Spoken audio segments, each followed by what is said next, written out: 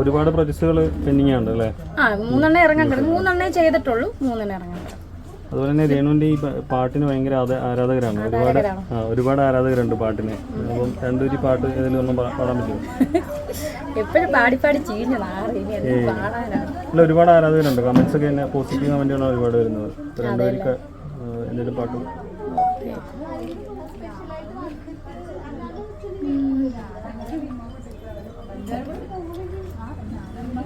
പോയി വരൂ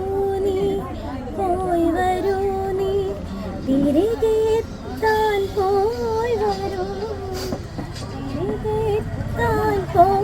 വരൂ ഇനി നീ ഒരിക്കൽ തിരികെ വരാനായി നോമ്പ് നോൽക്കുന്നു ഞാൻ എന്നുണ്ണി പൊന്നുണ്ണി ഇനി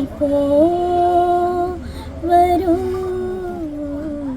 കുഞ്ഞേ നിനക്കു വേണ്ടി എങ്ങോ കാത്തു നിൽപ്പു ഉരുകുന്ന സ്നേഹം പോലെ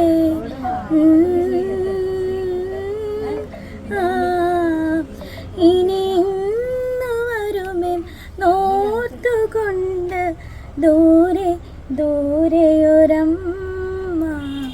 ഓക്കെ, താങ്ക് യു. സോറി കേട്ടോ. രണ്ടു വാക്ക് സംസാരിക്കാനുണ്ട്. എന്താണ് 2 വാക്ക്? സ്വാതന്ത്ര്യമല്ലേ, അതെ, റിപ്പബ്ലിക് ഡേ അല്ലേ? അയ്യോ, നമ്മള് ഇന്ത്യയിലെ ഓരോ ഓഗസ്റ്റ് 15 സ്വാതന്ത്ര്യം. പിന്നെ റിപ്പബ്ലിക് ഡേ. അയ്യോ, ഒരു മിനിറ്റ്. റിപ്പബ്ലിക് ഡേ എന്ന് വെച്ചാൽ ഇന്ത്യ റിപ്പബ്ലിക് ഡേ.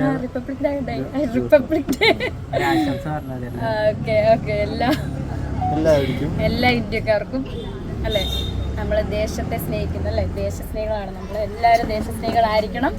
സോ എല്ലാവർക്കും എൻ്റെ റിപ്പബ്ലിക് ഡേ ആശംസ നേരുന്നു. അത്രയേ ഉള്ളൂ. ശനി ഏതാ ഞായർ ഏതാന്ന് പോലും ചില സമയം ഇത് എന്ത് ദിവസമെന്ന് എനിക്കറിയത്തില്ല. ശനി ഞായറൊന്നും എനിക്കറിയത്തില്ല. തിങ്കള അത്രയും നമ്മൾ തിരക്കിൽ ഓരോന്ന് ദൈവസത്യം അല്ല, തിരക്കിന്റെ കാര്യമല്ല, എനിക്കറിയത്തില്ല തിങ്കൾ ഏതാ ചൊവ്വ, എനിക്കറിയില്ല. ഈ ഡേറ്റ് ഇപ്പം കരിഷ്മ ഇങ്ങനെ ഓർമ്മിപ്പിച്ച് വെക്കുന്നതുകൊണ്ട് ഡേറ്റ് അറിയാം. 26 ഇനിയിപ്പം മറ്റന്നാൾ കോഴിക്കോട് ഇനോഗ്രേഷൻ, 28 അങ്ങനെ അറിയാം. 7 ആഴ്ച ഉണ്ടെന്ന് അറിയാലോ, 7 ദിവസം ഉണ്ടെന്ന് അറിയാൻ. അതൊക്കെ എനിക്കറിയാം. 7 8 അല്ലേ? ജയ് ഹിന്ദ്. ഓക്കെ, വന്ദേ ഭാരതം. എന്താണ് വന്ദേ ഭാരതല്ലോ, വന്ദേ മാതരം. ഭാരതം എന്ന് പറയാലോ. ആ, ഭാരതം എന്നും പറയാം. ഞാനിപ്പോ വിട്ടോ. അല്ല, അങ്ങനെയും പറയാം. വന്ദേ മാതരം എന്നും പറയാം, ഭാരതം എന്നും പറയാം. എന്തോ വന്ദേ ഭാരത്, അതെ, എന്നാലും പറയാം. ഭാരതം എന്ന് പറഞ്ഞാലും നമ്മുടെ ഇന്ത്യ അല്ലേ, അങ്ങനെയും പറയാം. ഓക്കെ, ഭാരത് മാതാ കീ ജയ്. യെസ്, അത് തന്നെ.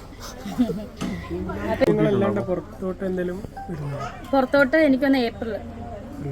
പ്രതിഫലം കൂട്ടിയപ്പോ പ്രതിഫലം ഞാനല്ലോ കൂട്ടുന്നത്, എൻ്റെ മാനേജറല്ലേ കൂട്ടുന്നത്. കൂട്ടിയിട്ടുണ്ട്, അധികം ഒന്നും ഇല്ല, എന്നാലും കുറച്ച്. അത് ഓരോരുത്തരുടെ ഇതനുസരിച്ചാണ് അവൾ അങ്ങനെയാണ് ചെയ്യാറ്. ആ കുട്ടി ഇപ്പൊ തന്നെ പറയാം, അങ്ങനെ ഒരു മാനേജറെ കിട്ടിയ ഭാഗ്യം. എല്ലാ കാര്യവും ഇന്നലെ അവൾ ഇവരോട് വിളിച്ചിട്ട് പറയാണ്, നിങ്ങൾ കൊളാബ് ചെയ്യുന്നില്ലേ, നാളെയല്ലേ പ്രോഗ്രാം. അപ്പൊ അത്ര ഉത്തരവാദിത്തമാണ് എൻ്റെ മാനേജർ കരിഷ്മയ്ക്ക്. സോ അങ്ങനെ ഒരു മാനേജറെ കിട്ടിയത് എൻ്റെ ഭാഗ്യം തന്നെയാണ്. എല്ലാ കാര്യങ്ങളും A to Z കാര്യങ്ങൾ ഞാൻ ഒന്നും അറിയണ്ട. ഇപ്പം നാളെ പോകുന്നത് തന്നെ, നാളെ വൈകിട്ട് ഇവിടുന്ന് കയറുന്നത്, അവിടെ ചെല്ലുന്നതോടെ തൊട്ടുള്ള കാര്യങ്ങളെല്ലാം അവളാണ്. അവിടെ ചെന്ന് നമ്മൾ ഇനോഗ്രേഷൻ കഴിഞ്ഞിട്ട് തിരിച്ച് റിട്ടേൺ വരുന്നോടം വരെ എല്ലാ കാര്യം അവരുമായിട്ട് കോണ്ടാക്ട് ഇത് ചെയ്യുന്നത്, കോർഡിനേറ്റ് ചെയ്യുന്നത് എൻ്റെ മാനേജറാണ് കരിഷ്മ. ഈ ഓരോ ദിവസം പലയിടങ്ങളിലായിട്ടാണല്ലോ ഇപ്പോൾ ഇനാഗ്രേഷൻ വരുന്നത്, പുറത്തായിട്ട് പുറം രാജ്യങ്ങളിലൊക്കെ ആയിട്ട്. അപ്പോൾ ഈ ഫാമിലി ആയിട്ട് ഒരു ടൈം കിട്ടാറുണ്ടോ? ഇല്ല, കുറവാണ്. ഋതപ്പനെ ഹായ് പറഞ്ഞിട്ട് തിരിച്ചു കൂടി പോകും. മുറിയുടെ അവിടെ വന്നിട്ട് ഹായ് പറഞ്ഞിട്ടൊക്കെ പോകും. ഇന്നലെ കണ്ടായിരുന്നു, ഫോണിനകത്ത് കണ്ടായിരുന്നു പറഞ്ഞിട്ടാണ് പോകുന്നത് ഋതപ്പൻ. അങ്ങനെ ഋതപ്പൻ എന്നെ ഫോണിലെങ്കിലും കാണുന്നുണ്ടല്ലോ. എന്നോട് പറയാം, അമ്മ ഇന്നലെ ഞാൻ കണ്ടായിരുന്നു. എല്ലാരും ആൾക്കാരൊക്കെ പറഞ്ഞു കുഞ്ഞു കൊച്ചെന്നോട് ചോദിക്കുക എന്നാ കല്യാണം. ഞാൻ പറഞ്ഞു, അയ്യോ എൻ്റെ പൊന്നു കുഞ്ഞെ കല്യാണം ഒന്നും ഇല്ലെന്ന് പറഞ്ഞു. ആ, ഋതപ്പ എന്നോട് ചോദിച്ചാൽ അന്ന് എന്നാ കല്യാണം. കാരണം ഇത് തന്നെയല്ലേ ആൾക്കാർ അങ്ങോട്ടും ഇങ്ങോട്ടും സംസാരിക്കുന്നല്ലേ, കുട്ടിയും കാണുന്നുണ്ട്, കേൾക്കുന്നുണ്ട്. കിച്ചു എല്ലാം ചോദിക്കാറുണ്ടോ? ഇല്ല, അവനോട് ഞാൻ എല്ലാം പറയാറുണ്ട്. അതുകൊണ്ട് എന്നും എല്ലാം അങ്ങോട്ട് പറയാറുള്ളത് കൊണ്ട് ഒരു ചോദ്യം ഇങ്ങോട്ട് ആവശ്യമില്ല. A to Z കാര്യം ഞാൻ അവനോട് സംസാരിക്കാറുണ്ട്. എൻ്റെ ലൈഫിലെ എല്ലാ കാര്യങ്ങളും, മിക്ക കാര്യങ്ങളും. അവന് നോട്ടീസ് അയച്ചായിരുന്നല്ലോ, അതിനെ പറ്റിയോ എനിക്കറിയില്ല. ഞാൻ ഒന്നും കണ്ടിട്ട് പ്രതികരിച്ചിട്ടില്ല. ഞാൻ എൻ്റെ നോട്ടീസ് വാങ്ങിച്ചിട്ടുണ്ട്, അത്രയേ ഉള്ളൂ.